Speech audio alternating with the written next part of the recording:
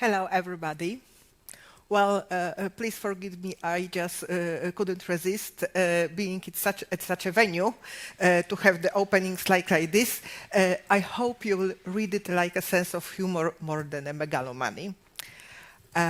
So what I will talk about is risk management culture, which might be maybe surprising because agile people, IT people, project people love innovation culture. I just wonder whether, when you think risk, what's your impression? Let me ask you a question. How many risk managers do I have in this room? One I saw. Thank you, congratulations. Well, this makes the whole speech a bit easier for me because you might not have a clue what I'm talking about, except from the one person in the last row. But let's see. Maybe to start talking about risk management culture, it is wise to make a common ground of understanding what risk actually is. Seems a bit obvious, but let's check. Well, risk can be everything and nothing. Definitely, risk is connected with the future. The past, there are other sciences that deal with the past. Risk deals with the future. And you might think that risk is a synonym of uncertainty, because to talk about risk, we talk about likelihood and impact of something that we are not sure about, not 100% sure about. If I ask you, do you know what you will be doing tomorrow? Do you know? Yes. You think so. You think so that you know. If I ask you, what will you be doing in 5 years' time from now? Okay, I see maybe some vision. Yeah, actually, to distinguish risk from uncertainty, you have to think about 3 dimensions. One dimension is knowledge, level of knowledge that we have. The less knowledge, it's more of uncertainty. The more knowledge, we might talk about risk. The other is time horizon. The shorter time horizon, it's more predictable. Then it's more risk than uncertainty. And the third dimension is relevance, because you might be interested in what you will be doing tomorrow or in a week's time, but probably you are not so much keen to find out what I'm going to do next week. It's not relevant to you. So for your business, thinking of risk is thinking of things that are relevant, that you can comprehend, and that are in a reasonable time horizon. The rest is uncertainty. And to set up the stage for risk, I could start telling you about risk types like strategic, operational, financial, probably very boring things. But I would propose different typology, and I hope you will like it, and given the fact we were already in the previous presentations in some kind of zoo, this should not make you a problem. First type of risks are elephants. Elephants in the room. Probably if there was an elephant, nobody could say, oh, sorry, I didn't spot the elephant. We know that the risks are there. We face them every day. And therefore, because they are big, they are visible, we might think, oh, we can find some ways to tackle those risks. But there are 3 problems with elephants' risks. The first is that, they are big enough, everybody can see the risk, so probably somebody else is taking care of that. I don't have to. The second problem is an elephant is big, very big. Some people in the room see only a tail. The others see a trunk. Someone sees a leg only. And try to treat these risks only fractionally. They don't talk to each other. It was mentioned, salespeople, IT people, product people, lawyers. They see completely different risk. They have different perspective. It's extremely important to talk about the risk. And the third is about white elephants, the risks that, well, white elephant is something that is very rare and very precious, very important. Sometimes we simply do not have courage to fight the risk. So everybody can see it, we know there is a risk, but still it might be not obvious what to do about it. Another type of risk, black swan. Did you hear about black swans? Yes, yes.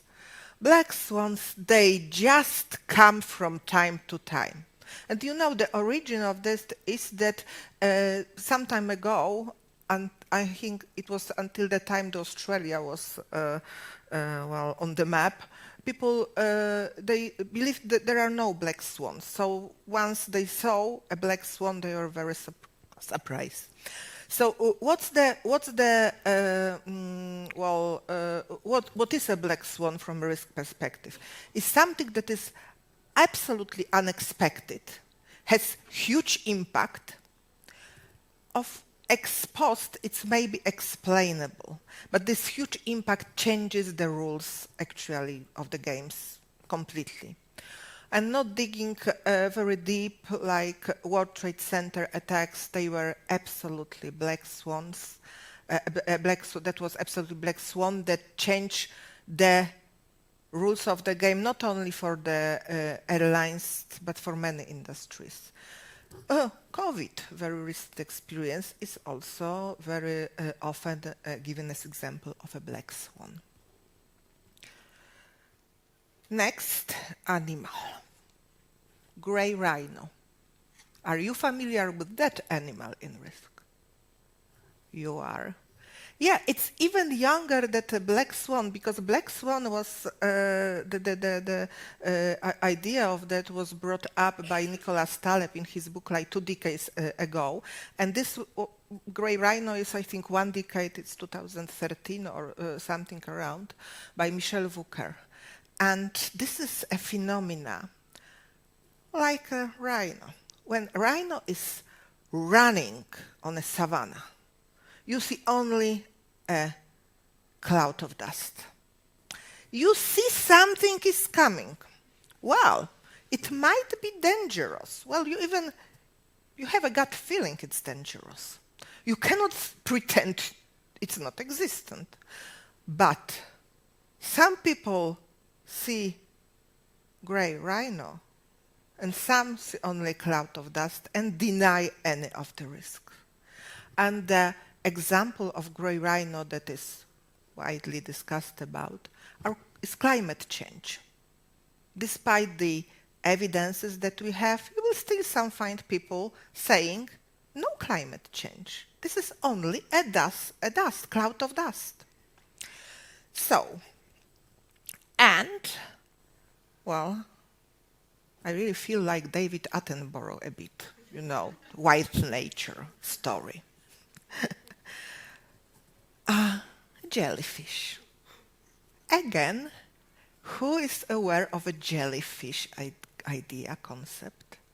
Nobody, because it's also very new and fresh. One small jellyfish does not seem like a dangerous animal. But would you believe that a big number of jellyfishes stopped operations of a nuclear power plant in Sweden in 2016. Why? Because once they appeared in a vast number, the temperature of the water changed. And it's of paramount importance for a nuclear plant that the water cools the machinery. And they had to switch off because of jellyfishes. The same, I would find a comparison on the at the airport, where there are birds. If there are a lot of birds, the flights are stopped because they are dangerous for the engines. So, you know, when I think about practical example in daily life of such jellyfish, you know, the thing that came to my mind was like a social media post. One post cannot destroy reputation or make harm. But if you think about the avalanche of that, well, the companies were ruined by medias. So, thank you for your patience of looking at the zoo risk types. The more important is, I think, the questions, what can we do about risks? And once upon a time, there was a 40 principles in risk management stemming from you can treat, you can terminate the action that is all endangered by the risk, you can transfer the risk, like outsource, or you can tolerate. But I tell you, it's not enough. Because there are a lot of companies, they live from optimizing the risk. They decide consciously to take even more risk for more profit. So risk is also about optimization. You should not be afraid of risk. You should also think of risk as a chance, as an opportunity. And on the other, there are two sides of the coin always, there might be a zero tolerance approach to the risk. Especially nowadays, when the social aspect of business is so important. A lot of companies declare that they have zero tolerance for certain behaviors, for certain, unethical things, which was not so obvious. I work in Ministry of Finance. You might think, pay taxes or avoid taxes or optimize taxes, a gray zone or a clear zone, yeah? Is the commercial, ethical, non-ethical? Well, actually, the last day's discussion about some product in the cover that is suitable for children and the content not suitable for children at all. Well, zero tolerance is something that is also very strong nowadays in certain areas. Okay, so once we know about risk, we move more towards culture, and we go through it. To start this discussion about culture, we need to start talking about money. Because the very important element of culture is to setting up risk appetite. I started to discuss it with the zero tolerance, with the optimization, with the 40 principle. Well, it's extremely important to be aware what's my risk appetite. And the companies have clarity often that they need a vision, that they need to know what they want. Risk appetite is about something which we know and declare we do not want, or we want to set up a limit on something. It's very often in money terms, sometimes it's in other terms. It can be ethics, it can be time, it can be, well, time is money, but in the end, risk appetite can be discussed in many areas, and it's not the same for everybody.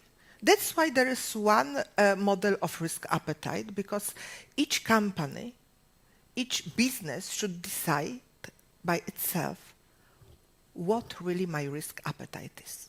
I can tell you a story from many years ago when I was in due diligence process working in a bank, and in the due diligence you discuss with, no matter whether you are buying party or you are being subject of of buying, we discussed risk appetite issue. And it appeared that in my institutions we had very clear rules about fraudulent clients. So clients who cheated us simply.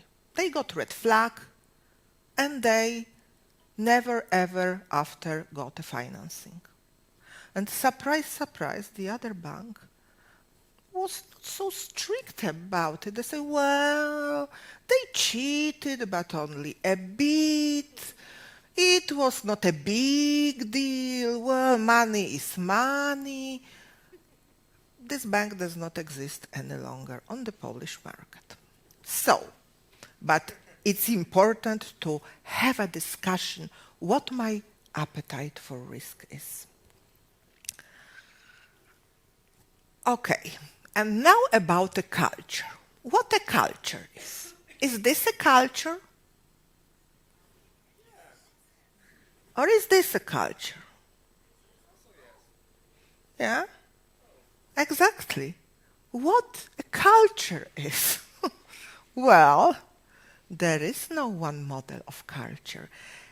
Neither in culture, nor in any other place, because culture is like weather. There is always a culture. It can be good or bad, it can be high or low, but there is always a culture. And, well, in the politics, you can see what kind of culture we face here.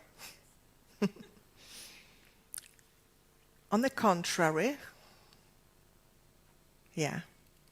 So, well, now you see how difficult it is to talk about risk management culture, because first we have this risk appetite, and it can be different. It can differ from company to company. Then we have then we have what we see. And what we see it comes from the top.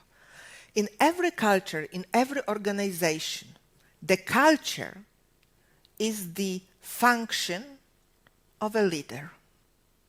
The leader sets up the tone of the culture. If the leader says, I hate risk, that's very, very seldom. But what they might say, I don't want to hear about problems. Well, you might have your opinion, but I suggest, let me quote, well, no discussion, just work. I'm not interested in your private life. I don't care. You just have to do your job. It's a culture. You don't need to know what the others do. If you have, really, it doesn't matter if you have a silos culture, when people don't talk to each other, or if you have a process culture. But it's all coming from the top. And it might be very sad, because not all companies have really good leaders. You probably did now some, review in your head. Is my company that we really have good culture and risk management culture? Well, the good news is you can also do good job within your teams. It very much matters how you communicate within the team. You are very lucky if you have a leadership, a good leadership that stimulates this, this culture in a good manner. And it doesn't, they don't have to really use the word risk, although it very much helps because if you name it, like with a cat, if you name a cat, you probably imagine a cat. If you use the word risk, it means that probably you think about risk, but later we come to to discussing whether it is enough. Because sometimes it's more important to provoke people thinking in a risk management manner by asking open questions. Where? In a project. What can go wrong? Not how fast you do it. If you ask how fast you are going to do it, okay, that's maybe motivating. But let's ask the next question. What might go wrong? Do we have a plan B? What's our worst case scenario? These are all questions that you might ask, and they provoke thinking in a different manner. So, I told you that the leader is important. But in the risk management, there is a concept of 3 lines of defense. And in the 3 lines of defense concept, of course, there is something on the top, but the second line of defense are risk management people. It's probably me and the person in the last row. And there are risk managers at the first line. Front people at every process that they do. They are responsible for risk management. The second line gives rules, trainings, moderates, reports, assures flow from the first line to the management. But the most important is the first line of defense. You see what might go wrong. You know your process is best. You know what supports you and what can be the drawback in what you do. You should be asked about risk, not the risk people that are sitting in the second line and, so how can I tell you about your risk? So you are professionals on the first line, and you are in fact risk managers, everyday risk managers. And, then nowadays we have models, data, a lot of tools, artificial intelligence. Maybe the risk management can be done somehow automatically. Can it? Yeah. I have a very strong opinion on that. And I tell you, when I was invited to my current place, when I work, to do some kind of change management in the thinking about risk, management, function and culture. Of course, I started preparing policies, regulations, all the tools that will support me. But the first thing I did was meeting with people, meeting with managers, and arranging, big event of risk management. Actually, it was called Risk Management Week, inviting people to talk about risks. Because I was new in the organization, and I talked to people, and they used to say, risks? We don't have any risks. Yeah, maybe, but not in my department, not in my team. Yeah, there are some risks, but I don't know where they are. So tools, regulations are important, but what you have to change is people's mindset. And, well, with culture, the risk management culture, as with any other culture, because this is risk management culture is part of organizational culture. I don't want to tell you that you can separate it from the overall culture in the organization. It's like an iceberg, yeah? What you see is one thing, but what's behind the water is really the core. They say it's the 7/8 is below the water. Below the water is the DNA of the organization. What you see above are artifacts. And it's important how people behave, because we saw those two individuals on the two ends of the table, so we can imagine what the culture is behind. So what's really underwater is values, beliefs. It's the DNA that it's, crucial for what is above. If you have risks models, without this base, they will be simply not fulfilling the function. If you have risk registers, if you go and ask in the project, let's have a risk register in the project.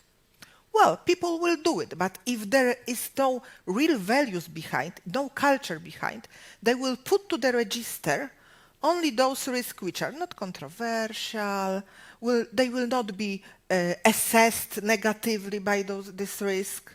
They will think about the risk that everybody might think. They will not touch the core. So what really, really matters is below. It's in your skin. Actually, the culture is something that you feel. You come to an organization and you feel the culture. And you will spot instantly if somebody is saying, well, risk management is very important. Well, here is our risk register. But I don't want to hear about problems, You solve the problems I don't want to hear. And you have like, aha moment, something is wrong. Well, so it must be always match between artifacts and values, between models, regulations, and people. It has to be united, otherwise it will be treated as empty, and risk will be really risk only and not opportunity. So, what I want you to take from this presentation. Risk is more about imagination than precision. Open discussion is better, even if you are not 100% sure or right, than stopping or holding for yourself a topic because you might be wrong. Being wrong is okay. Questions are more important than answers. We don't have answer for everything. But if we ask the question, there is a process in our head already starting. And once that hits the fan, we might already have the answer because the question was asked long before it really happened. Words have power. And people are more important than procedures. I had a short conversation before with somebody, maybe in this room now, thinking, we want to do more about risk in our team now. Start from people, not from the procedures. Start from building culture and not writing papers or buying an expensive risk management tool. So, in the end, I want to leave you with a quote from Peter Drucker. He was management guru, saying that culture is strategy for breakfast. If you have a best strategy, best idea, but you don't have a culture around it that support the idea, forget it. It will die. Okay, then let me ask you again a question. How many risk managers are there in this room? Believe me, I love you. That was the only reason why I came today here. I want you to be ambassadors of risk management culture, and you are. Thank you very much. You can connect with me. Also on LinkedIn, I publish from time to time about risk appetite, apetyt na ryzyko. So open for questions, and thank you very much for being here. So we have a couple of questions to you. The first one, what's your advice on managing risks and still becoming a highly adaptive organization? Aren't these two goals contradictory? So like, going fast, but also, managing the risk. What do you think about it? Absolutely. This question was already asked today on one of the previous presentations. Yeah, about the speed, reducing speed. And risk management is about reducing speed. No, it's about reaching your goal. Reaching your goal without being lost in space in the meantime. Because actually, as I said, we don't know what will be tomorrow. We must be prepared. Risk management is about thinking about business continuity. But that's a very good question. I will elaborate more about one thing that I didn't mention, and it's absolutely about it. The Black Swan, after the Black Swan concept came,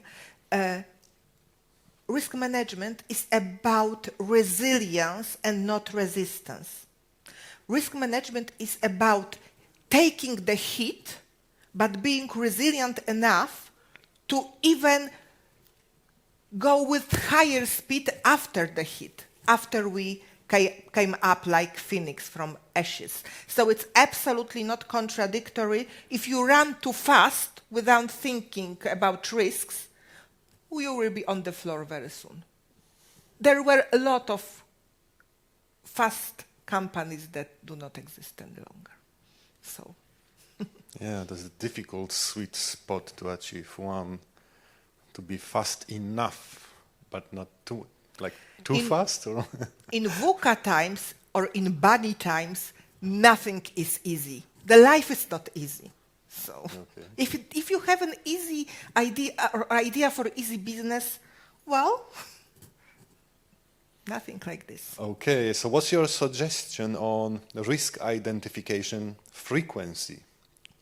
Is there any advice on how frequent we should? Perfect question. In public administration, there is a very old regulation by Ministry of Finance. I'm talking about this example because this is something I live with every day, stemming from more than a decade ago, saying you have to do it once a year.